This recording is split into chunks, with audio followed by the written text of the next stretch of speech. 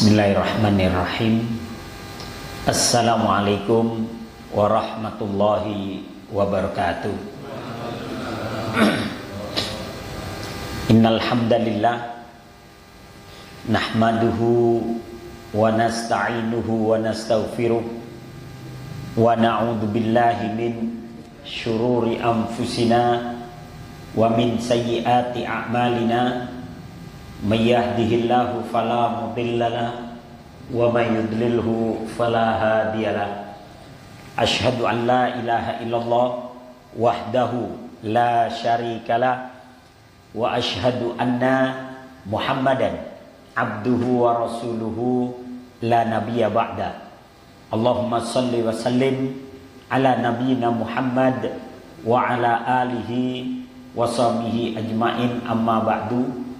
Bapak-bapak yang dirahmati Allah Subhanahu wa taala, alhamdulillah malam hari ini kita mengawali malam kita dengan beribadah, bermunajat kepada Allah Subhanahu wa taala, dilanjutkan dengan mendengarkan tausiah.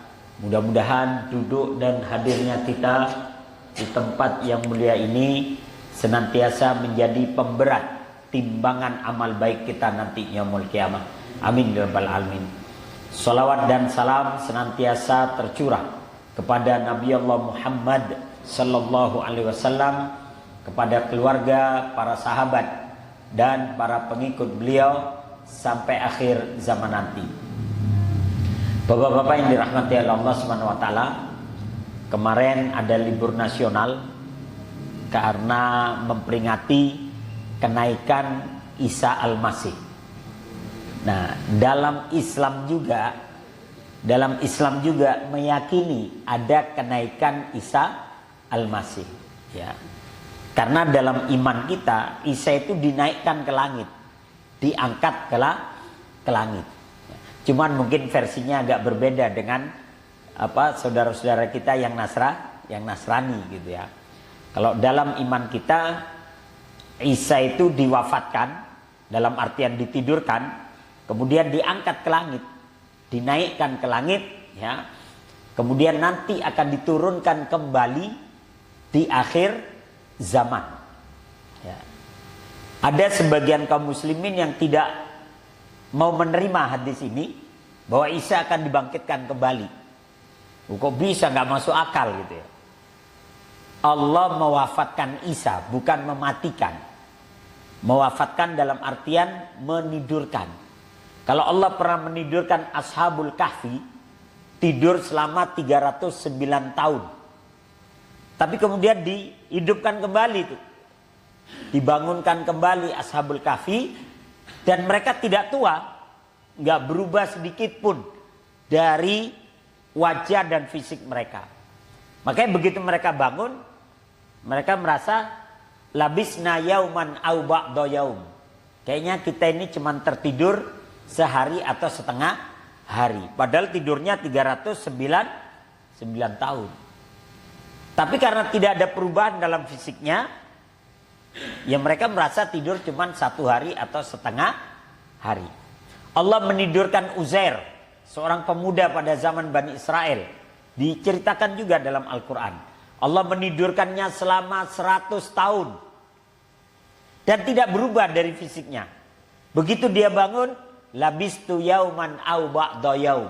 Kayaknya saya telah tertidur selama sehari atau cuman setengah hari. Begitu dia pulang ke kampungnya udah tua semua. Ya. Tidak ada yang mengenali dia dan dia tidak kenal siapa-siapa kecuali pengasuh dia. Udah nenek-nenek banget. Dia bilang, "Kamu Uzair ya?" "Oh iya benar." "Oh, kamu hilang selama 100 tahun." 100 tahun dia hilang. Tapi tetap masih muda, tidak berubah fisiknya menjadi tua. Maka Isa itu nanti akan dibangkitkan kembali di akhir zaman dan akan bergabung dengan Imam Mahdi dalam menumpas orang-orang Yahudi. Kemudian di akhir zaman Isa ini akan dibangkitkan. Cuman masalahnya orang-orang Syiah ini nggak mau kalah, Pak. Kemudian orang Syiah ini bikin pendapat lagi. Bahwasanya kalau Isa dibangkitkan kembali nanti di akhir zaman, Ali bin Abi Thalib juga nanti akan dibangkitkan kembali. Ya. Dan Ali akan mencambuk dan memerangi orang-orang yang tidak berpaham Syiah. Wah, ini beda lagi kalau ini ya.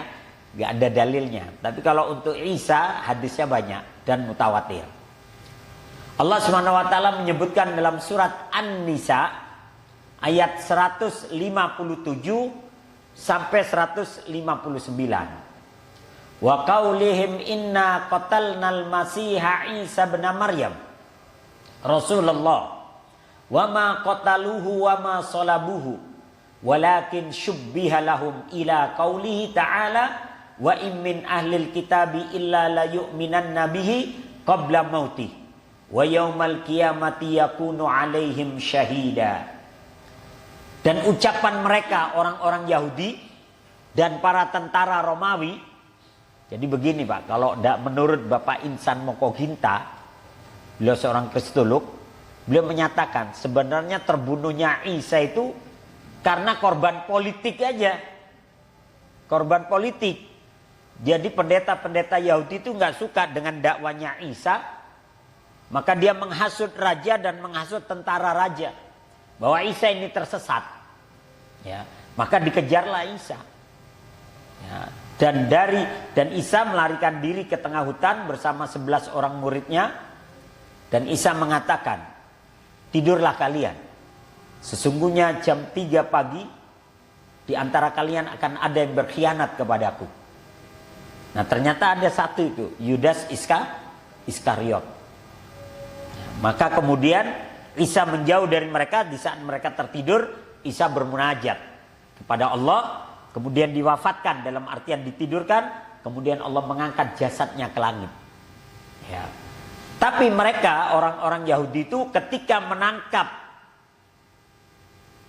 yang mereka anggap itu adalah Isa, padahal itu adalah Yudas Iskariot yang wajahnya diserupakan seperti Isa. Justru yang berkhianat itulah yang disalib dan yang ditangkap. Itu dalam iman kita, ya.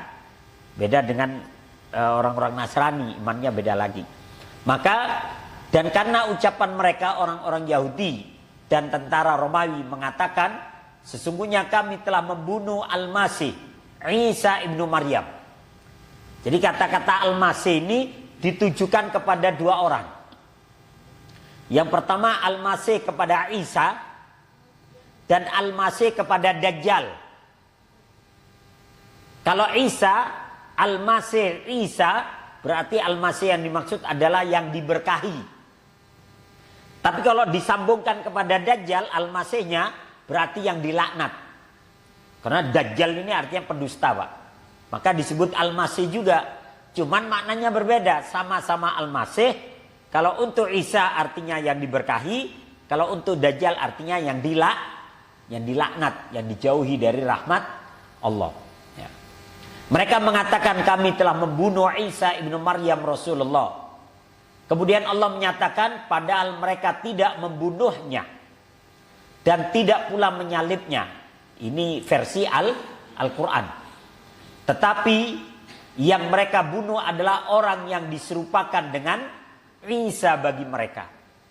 Makanya ketika Yudas Iskariot itu ditangkap, karena wajahnya seperti Isa, ditangkap dia, ditarik, disiksa. Dia mengatakan ma'ana bi Isa, saya bukan Isa, saya Yudas. Wah, kagak percaya, udah ya. Tetap dia akhirnya yang disalib. Ya, sedangkan Isa sendiri diangkat. Karena pengkhianatan Yudas tadi, maka Allah balikkan itu. Dia yang berkhianat, dia pula yang menerima akibatnya. Sampai dengan firman-Nya Ta'ala, tidak ada seorang pun dari ahli kitab kecuali akan beriman kepada Isa sebelum kematiannya. Jadi nanti di akhir zaman, orang-orang Nasrani akan bergabung dengan kaum muslimin dalam memerangi orang-orang Yahudi. Sehingga sebagian orang-orang Nasrani itu kemudian beriman kepada Isa. Dan mereka masuk Islam, bersyahadat, karena Isa membawa risalah, meneruskan Rasulullah SAW. Maka disebutkan, ya, oleh Allah, tidak ada seorang pun dari ahli kitab kecuali akan beriman kepada Isa sebelum kematiannya Isa. kematiannya Isa nanti. Makanya dalam riwayat itu disebutkan, jadi Imam Mahdi dan Nabi Isa nanti akan memimpin dunia dalam kedamaian, dalam kesejahteraan selama 7 tahun. Kemudian Imam Mahdi sakit, wafat. Kemudian Nabi Isa juga begitu, sakit, kemudian wafat. Maka orang-orang ahlul kitab yang melihat Isa langsung, baik itu Yahudi atau Nasrani yang masih tersisa, mereka akan beriman kepada Isa. Tapi nanti, ya, sebelum kematiannya Isa. Dan di hari kiamat nanti, Isa akan menjadi saksi terhadap mereka. Ayat-ayat ini menunjukkan bahwa orang-orang Yahudi tidak membunuh Isa alaihissalam dan tidak pula mensalibnya. Akan tetapi Isa diangkat oleh Allah ke langit. Ya, maka ini disebut kenaikan Isa al-Masih. Tapi memang tanggalnya nggak harus kemarin gitu ya. Karena dalam sejarah Islam tidak disebutkan tanggalnya. Tapi yang jelas Isa diangkat ke langit. Maka itu disebut kenaikan Isa al-Masih. Allah berfirman dalam surat Ali Imran ayat 55. Idz qala Allahu ya Isa inni mutawaffika wa rafi'uka ilayya. Ingatlah ketika Allah berfirman, ya Isa, wahai Isa, sesungguhnya aku akan menyampaikan kamu kepada akhir ajalmu. Mutawaffika, ya. Dalam hal ini mutawaffika itu bisa diterjemahkan menidurkan kamu, menyampaikan kamu pada akhir ajalmu. Nanti ajalnya bukan saat ini, ya. Dan mengangkat kamu kepadaku, warafiuka, dan mengangkat engkau, menaikkan engkau ke langit. Dalam riwayat disebutkan Isa itu akan turun di salah satu masjid di wilayah Damaskus yang bermenara putih, turun dari langit yang terdekat dengan dunia, yakni langit dunia. Makanya ada yang menyebutkan sebagian ulama bahwa Isa itu ditidurkan atau diwafatkan di langit yang paling terdekat dengan dunia. Diangkatnya di langit yang paling terdekat dengan dunia, Isa itu.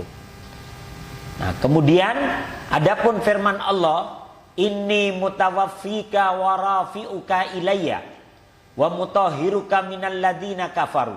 Sesungguhnya aku akan menyampaikan kamu kepada akhir ajalmu, mutawaffika, atau menidurkan engkau, wa rafi'uka, dan mengangkat engkau kepadaku, serta membersihkan engkau dari orang-orang yang kafir. Maksudnya membersihkan nama Isa, bahwa Isa tidak pernah menjadi anak Tuhan atau menjadi Tuhan.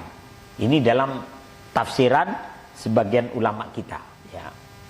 Ya, kalau ada orang lain menganggap Isa sebagai Tuhan atau anak Tuhan, yaitu keyakinan mereka, kita hormati. Tapi dalam iman kita, Isa adalah hamba Allah dan Rasul Allah. Ya, makanya kata Nabi, la tatruni kama ataratin nasara ibnu Maryam. Jangan kalian mendewa-dewakan aku, kata Nabi, sebagaimana orang-orang Nasrani mendewa-dewakan Isa. Tapi katakan bahwa aku dan Isa adalah hamba Allah dan Rasulnya. Maka kewajiban kita adalah beriman kepada Isa, bahwa Isa adalah hamba Allah yang soleh, dan Isa adalah Rasulullah, sebagaimana Rasul-Rasul yang lain. Ini merupakan dalil bahwa tidak dimaksudkan dengan pengangkatan ini adalah kematian. Jadi diangkatnya Isa itu bukan berarti dia mati, ya. Karena jika yang dimaksud dengan hal itu adalah kematian, niscaya Isa alaihissalam akan sama seperti layaknya orang-orang yang beriman lainnya. Jadi kalau Musa, Ibrahim alaihissalam, Rasulullah, dan Nabi yang lain itu diangkat rohnya, itu diwafatkan, dalam artian dimatikan. Tapi Isa itu ditidurkan. Di mana Allah mengambil roh mereka lalu mengambilnya ke atas langit, sehingga tidak ada sesuatu yang khusus dalam pengangkatannya. Tapi Isa, Allah menyebutkannya mutawaffika. Dan dalam lafaz at-tawaffa itu bisa berarti tidur. Tapi kalau di Indonesia wafat itu mati, Pak, ya. Mati kalau di Indonesia, ya. Secara menyendiri tidak mengandung makna kematian ruh tanpa badan. Tidak juga kematian keduanya secara bersamaan, kecuali ada petunjuk lainnya yang terpisah. Bahkan terkadang kata-kata tawaffa atau wafat itu bermakna tidur. Ya, sebagaimana diungkapkan Allah dalam firman-Nya surat Az-Zumar, Allahu yatawaffal anfusa hina mautiha wallati lam tamut fi manamiha. Allah lah yang memegang jiwa orang-orang ketika matinya, mewafatkan, memegang jiwanya, ya. Dan Allah mewafatkan atau memegang jiwa orang yang belum mati ketika tidur. Jadi orang tidur itu wafat juga, Pak. Ya, sesungguhnya Allah mewafatkan kalian. Jadi ada beberapa ayat menyebutkan bahwa tidur itu adalah wafat. Tapi kalau di sini jangan digunakan. Ada Ustadz Cecep tiduran di masjid terus diumumin, alhamdulillah Ustadz Cecep sudah wafat, gitu ya. Jangan ya. Jadi wafat dalam bahasa kita itu mati, tapi wafat dalam bahasa Arab bisa berarti mati, bisa berarti tidur, ya. Nah, ini jadi untuk Isa tawaffa ini diartikan dalam artian tidur, ditidurkannya. Kemudian para ulama berpendapat mengenai kehadiran Nabi Isa di akhir zaman kelak. Syekh Ahmad Syakir menukil dari bukunya Kiamat dan Tanda-tandanya menurut Islam, menurut Kristen dan menurut Yahudi yang diterjemahkan oleh Mansur Abdul Hakim. Beliau mengemukakan bila turunnya Isa alaihissalam bukanlah masalah yang diperdebatkan oleh kaum muslimin. Ya, jadi sebagian mayoritas besar kaum muslimin meyakini bahwa Isa akan dibangkitkan kembali. Ya, walaupun ada sebagian kaum muslimin yang hanya mengandalkan otak atau rasio atau akal, nggak percaya. Kok bisa orang udah mati dibangunkan lagi? Ya, kenapa? Karena mereka tidak baca ayat yang tadi. Kata mereka pokoknya ayat hadis yang nggak sesuai sama akal ditolak. Itu ada sebagian yang begitu, Pak. Ya. Padahal tidak semuanya harus masuk. Tidak bisa semuanya harus masuk akal. Wudhu itu kalau ditelusuri nggak masuk akal, Pak. Yang kentut pantatnya kok yang dicebokin muka, kan nggak masuk akal, ya. Kan yang kentut pantat nih, yang dicebokin muka, kan harusnya yang dicebokin pantatnya, nggak masuk akal. Tapi dalam dunia kedokteran nggak semua juga harus masuk akal. Orang sakit mata, yang disuntik pantatnya apa matanya? Suntik matanya gitu ya, enggak, hancur matanya, makanya disuntik pantatnya, yang sembuh matanya. Jadi ada perkara-perkara yang memang kita nggak harus menjadikannya masuk akal. Cukup kita beriman. Cukup saya beriman, sudah cukup. Nggak boleh lagi kita nanya begini, nggak boleh. Udah saya beriman. Isra dan Mi'raj itu kalau suruh masuk akal nggak masuk akal. Tapi apa kewajiban kita? Beriman. Surga dan neraka hari ini kita nggak melihat, tapi kewajiban kita beriman. Ya. Kalau ada perkara-perkara yang memang kita diwajibkan hanya beriman saja, dan kita tidak dituntut untuk membuktikannya secara ilmiah. Ya. Ketika Rasulullah Shallallahu Alaihi Wasallam menyatakan dalam hadisnya, la taftahuna Konstantinia fala ni'mal amiru amiruha wala ni'mal jaisu jaisuha. Kalian pasti akan menaklukkan Konstantinopel, kotanya Hercules. Yang menaklukkan adalah sebaik-baik pemimpin, yang menaklukkannya adalah sebaik-baik pasukan. Ketika itu orang munafik tertawa, Pak.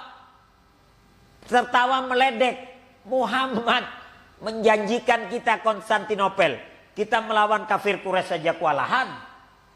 Konstantinopel itu negara besar, berdiri lebih dari 3000 tahun lamanya. Ya. Orang-orang kafir lebih tertawa lagi. Mana mungkin orang Islam yang cuman baru puluhan tahun mengalahkan yang 3000 tahun itu. Tapi ternyata apa? Sejarah mencatat jatuh Konstantinopel itu ke tangan kaum muslimin pada tahun 1453. Atau pada tahun 850 Hijriah. 850 tahun setelah Rasulullah wafat. Memang ketika Nabi mengucapkan nggak hari itu ditaklukkan.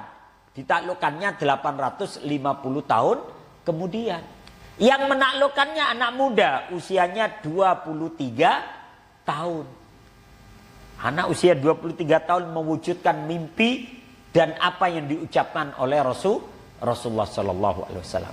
Ketika itu banyak yang nggak percaya, tapi Abu Bakar mengatakan kalau yang ngomong Nabi saya percaya. Begitu Abu Bakar. Ya. Kalau kita kan masih nanya-nanya gitu ya, nggak beriman gitu. Ya. Kemudian Imam Ibnu Katsir dan Syekh Nasruddin Albani juga berpandangan demikian, bahwa Isa nanti akan dihadirkan kembali di akhir zaman. Menurut mereka sabda Nabi tentang Dajjal dan tentang Nabi Isa alaihissalam adalah mutawatir, sehingga wajib diimani. Mutawatir itu maksudnya yang mendengarkan itu lebih dari 20 orang. Jadi hadis ahad itu kalau Nabi hadis ahad, kalau Nabi datang kepada satu orang, Nabi menyampaikan hadisnya, itu disebut hadis ahad. Hadis ahad bisa jadi menjadi lemah atau kuat. Tapi kalau mutawatir, ketika Nabi menyampaikan, yang mendengarkan lebih dari 20 orang. Itu mutawatir. Dan kalau yang mendengarkan 20 orang, kan nggak mungkin 20-nya sepakat dalam bohong. Ya, nggak mungkin. Pasti semuanya kemudian iya kami mendengar, Rasul bersabda demikian. Kami mendengar, apalagi yang mendengar sampai 40 orang sampai 50 orang, maka menjadi mutawatir. Nah, pengajian yang dihadiri lebih dari 20 orang, maka apa yang disampaikan ustadznya menjadi mutawatir. Kenapa? Semuanya mendengarkan. Kecuali kalau ada yang ngantuk gitu ya. Ada yang ngantuk ya. Soalnya yang suka salah paham yang ngantuk gitu ya. Nah, ini. Tapi kalau semuanya mendengarkan, paham semua, itu mutawatir.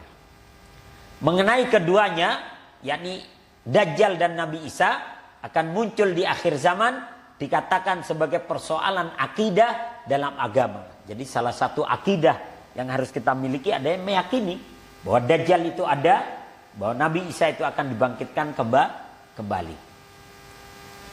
Al-Quran dalam surat Az-Zukhruf ayat 61 Allah menyatakan, wa innahu la ilmun lisa'ati fala tamtarunna biha wattabi'un hada siratum mustaqim. Sesungguhnya dia, Nabi Isa, itu adalah benar-benar menjadi pertanda akan datangnya hari kiamat. Jadi kalau Nabi Isa-nya sudah muncul, berarti udah dekat kiamatnya. Ya. Oleh karena itu janganlah sekali-kali kamu ragu tentang kiamat itu. Dan ikutilah petunjukku, ini adalah jalan yang lurus. Jadi Allah menyebutkan dalam Al-Quran bahwa Isa itu akan dihadirkan kembali. Surat An-Nisa ayat 159, wa im min ahlil kitabi illa la yu'minan nabihi qabla mautih wa yaumal qiyamati yakunu alaihim syahida. Tidak ada seorang pun di antara ahlul kitab nanti di akhir zaman kecuali mereka beriman kepada Isa menjelang kematiannya. Pada hari kiamat dia Isa akan menjadi saksi bagi mereka. Sabda Nabi tentang turunnya Nabi Isa yang diriwayatkan oleh Abu Hurairah. Jadi sahabat Abu Hurairah mendengarkan secara langsung. Walladzi nafsi biyadihi la yushikanna an yanzila fikum ibnu Maryam hakaman adlan fayaksirus salib wa yaqtulul khinzir wa yada'ul jizya wa yafidul mal hatta la yakbaluhu ahad hatta takuna sajdah al-wahida khairan minad dunya wa ma fiha. Kata Nabi SAW dalam hadis yang diriwayatkan oleh Imam Bukhari dan Muslim dari sahabat Abu Hurairah, demi Allah kata Nabi yang jiwaku ada dalam genggaman Allah, Ibnu Maryam yakni Isa akan turun di tengah kalian sebagai pemimpin yang adil. Dan ada beberapa misi yang akan dilakukan oleh Nabi Isa. Yang pertama adalah fayaksirus salib. Nabi Isa akan mematahkan salib sebagai isyarat bahwa beliau tidak pernah disalib. Ini menurut iman kita loh ya. Kalau menurut iman yang lain ya kita hormati aja. Bahwa Nabi Isa tidak pernah disalib. Ya. Kemudian Nabi Isa akan membunuh babi. Ini sebagai isyarat bahwa beliau tidak pernah menghalalkan babi. Ini ada orang Islam makan babi pakai baca bismillah. Akhirnya ditangkap lah. Lalu Nabi Isa-nya sendiri aja nggak menghalalkan ya. Kok dia orang Islam demi konten orang jadi gila Pak ya. Berani melanggar syariat. Ya memang sih terkenal tapi kan jadi di penjara ya. Kemudian Nabi Isa akan menghapus jizyah. Jizyah ini upeti atau pajak. Ya. Dalam artian nanti di akhir zaman tidak ada pajak lagi. Yang ada hanya zakat. Ya. Kemudian ketika dulu Nabi bertempur, sudah berhadapan dengan musuh, maka Nabi akan menawarkan 3 opsi, 3 pilihan. Yang pertama, aslimu wa tusallimu. Kalian masuk Islam dan kalian menjadi saudara kami, kita nggak jadi perang. Itu pilihan yang pertama. Atau pilihan yang kedua, autu'tul jizyata ayyadin wa antum saghirun. Atau kalian membayar upeti kepada kami setiap tahun 10% dari pertanian kalian. Tapi kalian kecil di hadapan kami, hina di hadapan kami. Ini pilihan kedua, musuh suruh bayar jizyah atau upeti. Atau pilihan yang ketiga, gak mau masuk Islam, gak mau bayar jizyah. Pilihan yang ketiga, au nuqatilukum ila akhiril a'mar. Atau kami akan bertempur dengan kalian sampai tetes darah yang penghabisan. Dulu Nabi memberikan 3 opsi ini Pak. Tapi nanti oleh Nabi Isa, yang kedua ini dihapus. Yang pilihan jizyahnya ini dihapus. Nabi Isa nanti hanya memberikan 2 pilihan. Kalian masuk Islam atau kami perangi. Udah itu aja. Ya. Kalian masuk Islam atau kami perangi. Jadi jizyahnya itu dihapus. Dan setelah kemenangan demi kemenangan diraih oleh Nabi Isa dan Imam Mahdi, maka pajak dihapuskan. Ya. Yang ada cuman zakat dan sedekah. Kemudian pada masa Nabi Isa dan Imam Mahdi memimpin dunia, harta akan berlimpah ruah sehingga tidak seorang pun menerimanya karena tidak ada lagi yang miskin. Jadi ketika itu mau bersedekah, mau bayar zakat susah. Kenapa? Semuanya kaya, semuanya sejahtera. Ketika akan diberikan, oh jangan kau berikan kami. Kami juga mengeluarkan zakat. Ya. Oh jangan berikan saya juga sedekah. Begitu. Tapi hari ini yang kaya aja ikut ngantri zakat Pak. Kalau hari ini ya, yang kaya masih ikutan ini ngantri zakat. Orang-orang dengan kesadarannya, jangan berikan kepada kami karena kami juga mengeluarkan zakat. Sampai-sampai 1 kali sujud pada masa itu lebih baik daripada dunia dan isinya. Jadi pada saat itu orang lebih senang sujud, ya, karena buat mereka sujud, sholat itu lebih indah daripada dunia dan isinya. Ya. Hari ini orang berani ninggalin sholat maghrib, maisha gara-gara tawaf di mall, ya. Cuman lihat keindahan mall, keindahan Tanah Abang, beli kagak, ngelihat doang. Duhur lewat, asar lewat. Tapi nanti pada masa Nabi Isa, dunia sudah tidak lagi menjadi indah. Tapi sujud menjadi indah buat mereka. Ya. Selanjutnya Abu Hurairah berkata, kalau kalian mau bacalah firman Allah, tidak ada seorang pun dari ahli kitab kecuali akan beriman kepada Isa sebelum kematiannya. Dan di hari kiamat nanti Isa akan menjadi saksi terhadap mereka.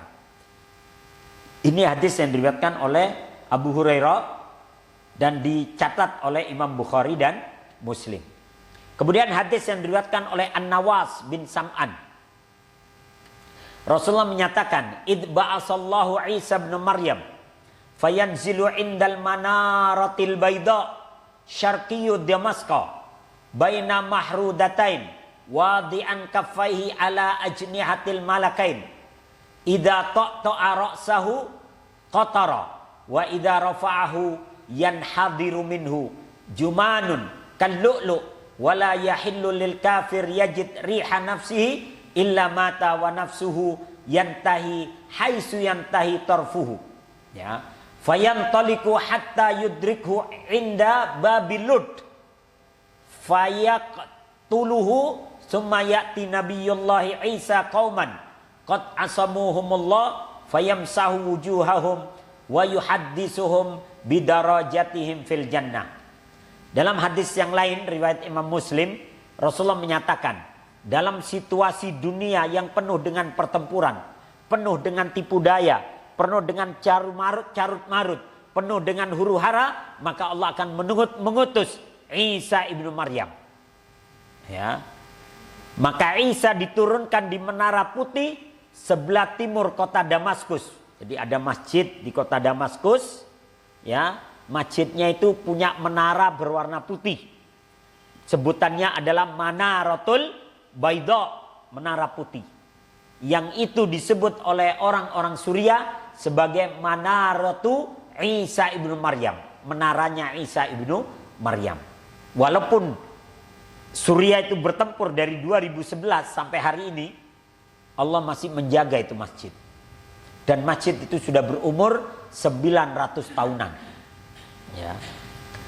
Dengan mengenakan pakaian yang dicelup dalam za'faron.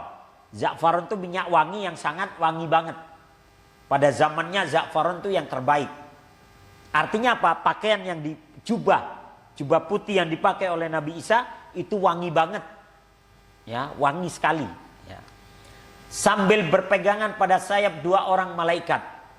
Ya, jadi berpegangan. Kanan kirinya malah malaikat diturunkan oleh Allah. Jika dia menganggukkan kepalanya, ada air yang menetes. Jadi seolah-olah Isa itu baru mandi gitu, seger gitu Pak ya. Dan jika dia mengangkat kepalanya, ada bola-bola air bening seperti permata menggelinding turun. Dan rambut Nabi Isa itu kelimis Pak ya, agak bergelombang itu sebahu gitu. Ya. Makanya dulu di kampung saya kalau ada orang rambutnya panjang, gondrong gini, disebutnya Gonyes dulu. Gondrong Yesus gitu ya. Karena memang rambutnya begitu. Ya, tapi itu pada zaman saya tahun 90-an itu terkenal Pak. Rata-rata anak-anak lulus SMA itu panjang-panjang semua. Ya, yang SMP juga mulai panjang ketika itu. Nah ini, setiap orang kafir yang mencium bau napasnya pasti mati. Wallahu a'lam. Kalau ini saya kurang tahu penterjemahannya. Dan napasnya mencapai jarak sejauh pandangan matanya. Lalu Nabi Isa akan memburu Dajjal. Jadi yang akan dimunculkan Dajjal terlebih dahulu, kemudian Imam Mahdi, kemudian baru Isa ibnu Maryam. Maka nanti Nabi Isa dan Imam Mahdi memburu Dajjal. Hingga akhirnya dia menemukan Dajjal di Babul Lud. Babul Lud itu salah satu provinsi yang ada di Palestina. Jadi ada provinsi namanya Babul Lud. Ya, salah satu provinsi. Disitulah Dajjal nanti akan ditombak oleh Nabi Isa. Di sana Nabi Isa membunuhnya. Lalu Isa ibnu Maryam mendatangi sekelompok kaum yang telah dilindungi oleh Allah. Lalu dia mengusap wajah mereka dan memberitahu mereka tentang derajat mereka di surga. Mereka adalah orang-orang yang senantiasa istiqomah di Palestina itu Pak. Jadi Pak, kalau kita nggak ikut berjuang untuk memerdekakan Palestina, minimal kita jangan nyinyir terhadap para pejuang yang ingin membebaskan Palestina. Ini bantu kagak, nyumbang kagak, doa juga enggak, nyinyir sama orang yang berjihad di sana. Lu bisanya apa? Hanya orang-orang munafik saja yang cuman pandai nyinyir. Beramal juga enggak, sedekah juga enggak. Maka kalau kita tidak bisa menolong agama Allah, setidaknya kita jangan berdiri di barisan orang-orang yang memusuhi agama Allah. Ya, nah ini. Kemudian turunnya Nabi Isa bin Maryam dari langit yang terdekat dengan bumi di atas menara putih di kota Damaskus pada saat sholat subuh. Jadi ketika Imam Mahdi menyiapkan pasukannya untuk melaksanakan sholat subuh di masjid itu, maka Nabi Isa akan diturunkan oleh Allah. Maka ketika Nabi Isa turun, Imam Mahdi menyambutnya dan Imam Mahdi meminta Nabi Isa mengimami sholat subuh. Tapi Nabi Isa berkata, bagaimana aku akan menjadi imam terhadap laki-laki yang telah dipilih oleh Allah dan dia keturunan Rasulullah. Jadi Imam Mahdi itu keturunan Rasulullah Pak. Dari jalur Husain kalau nggak salah. Makanya orang-orang Syiah juga mengaku bahwa Imam Mahdi itu dari golongan kami. Ya memang benar silsilahnya itu kalau nggak salah dari jalur Husain. Tapi yang nggak harus Syiah kali ya. Jadi ya, intinya dia orang Islam. Maka akhirnya Nabi Isa mendorong Imam Mahdi. Tadinya Imam Mahdi maunya Nabi Isa yang jadi imam sholat subuh. Tapi kemudian Nabi Isa mendorong dengan tangan kanannya, mendorong Imam Mahdi untuk menjadi imam. Maka Nabi Isa bermakmum di belakang Imam Mahdi. Makanya Pak, Imam Mahdi dan Nabi Isa ini dua kesatuan Pak. Satu paket gitu. Makanya dalam film Lord of the Ring itu digambarkan itu. Seorang kesatria yang bukan turunan raja tapi memimpin pertempuran. Dan ada seorang penyihir putih namanya Gandalf yang dia selalu mendampingi. Nah sehingga sebagian menyatakan ini simbol Imam Mahdi dan Nabi Isa. Wallahu a'lam bishawab. Karena dalam film Lord of the Ring itu antara pasukan kebaikan bertempur dengan pasukan kejahatan. Yang satu simbolnya Dajjal dan Ya'jud dan Ma'jud. Yang satu simbol dari kebaikan. Dan dalam film itu nanti simbol Dajjalnya itu mata satu meleleh Pak. Sama dalam hadis. Nanti Dajjal itu akan meleleh. Ya. Wallahu a'lam bishawab. Ini masjid yang disebutkan itu. Ya.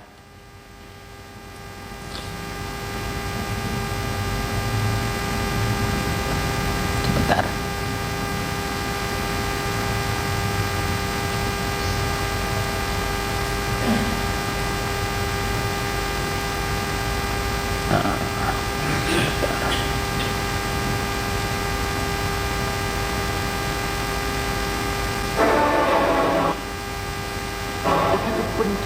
Negeri Syam bagi ini masjid yang di Damaskus Pak. Masa depan. Bahkan Rasulullah Shallallahu Alaihi Wasallam tak sekali menyebut negeri ini sebagai negeri akhir zaman. Ini negeri Syam, Suriah, Palestina, Libanon dan Yordan. Terjadi di negeri ini.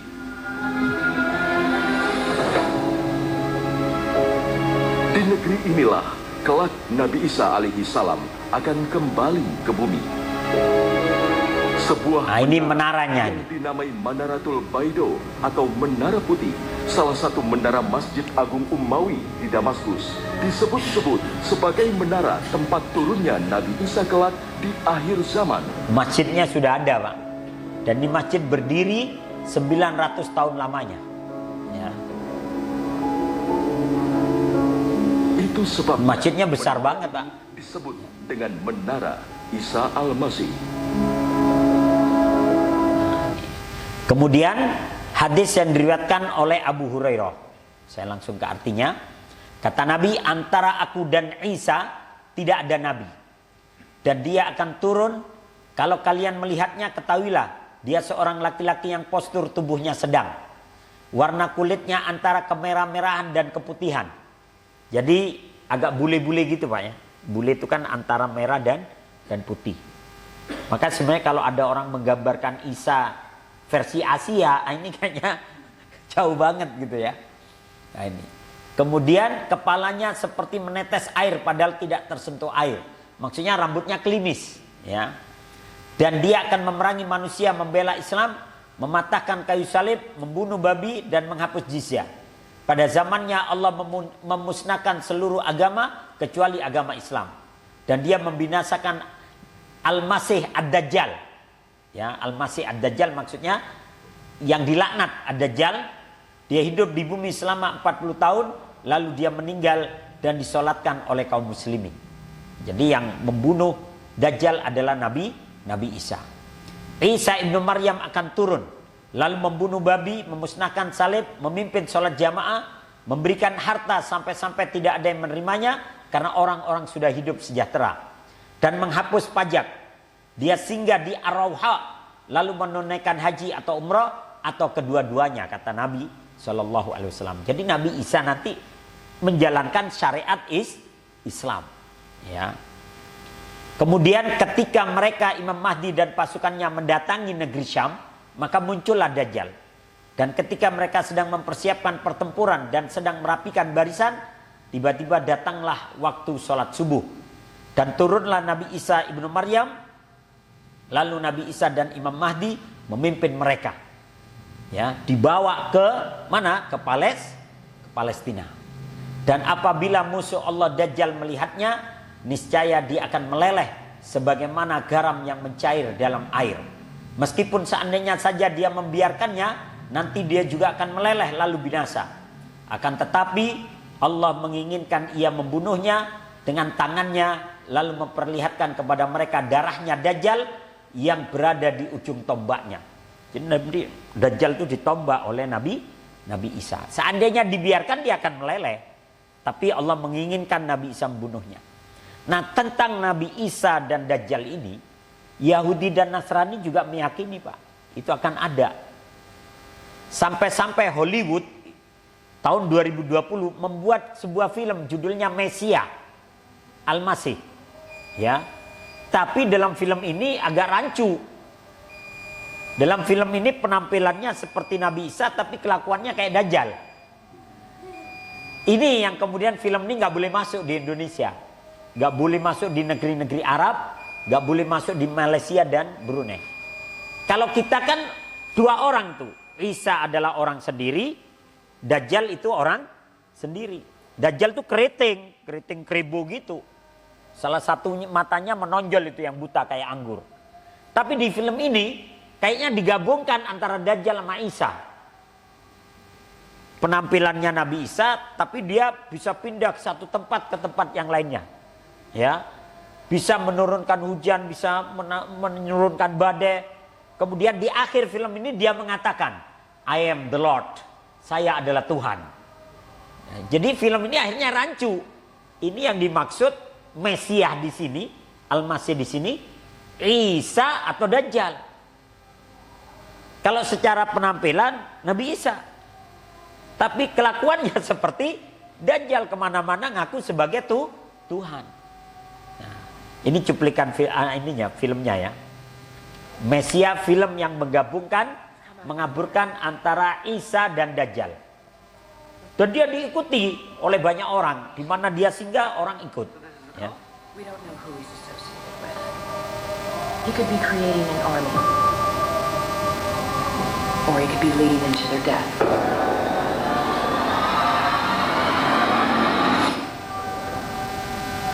Nah, kalau penampilannya kayak Isa gitu Pak ya.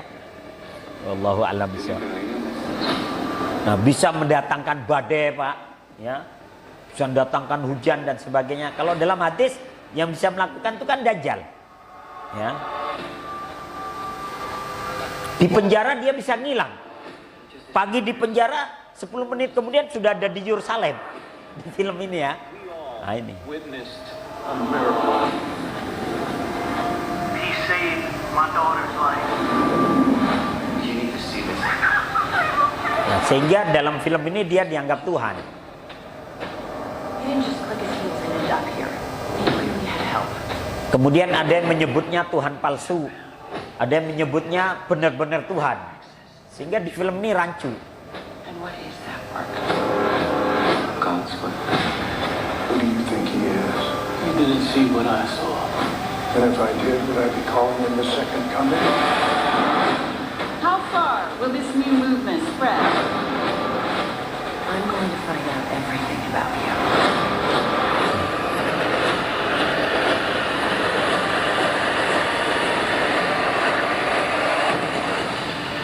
This is bigger than what you. Pas mau ditembak hilang Pak. Ya. Nah judulnya Mesia Al-Masih. Cuman karena film ini rancu, ya, sehingga tidak boleh masuk ke Indonesia. Karena memang kalau yang nggak tahu iman nanti bahaya, ya. Jadi sebenarnya ada dua orang berbeda. Isa Al-Masih itu orang sendiri, Dajjal itu orang sendiri. Ya. Tapi dalam film ini digabungkan. Apalagi di akhir film dia mengatakan, I am the Lord. Saya adalah Tuhan. Nah itu naudzubillahi min dzalik. Baik, intinya kewajiban kita adalah beriman kepada diutuskannya kembali Isa ibnu Maryam. Baik, itu aja yang dapat saya sampaikan. Mari kita tutup dengan hamdalah dan doa kafaratul majlis. Alhamdulillahirabbil alamin. Subhanakallahumma wa bihamdika asyhadu an la ilaha illa anta astaghfiruka wa atubu ilaik. Assalamualaikum warahmatullahi wabarakatuh.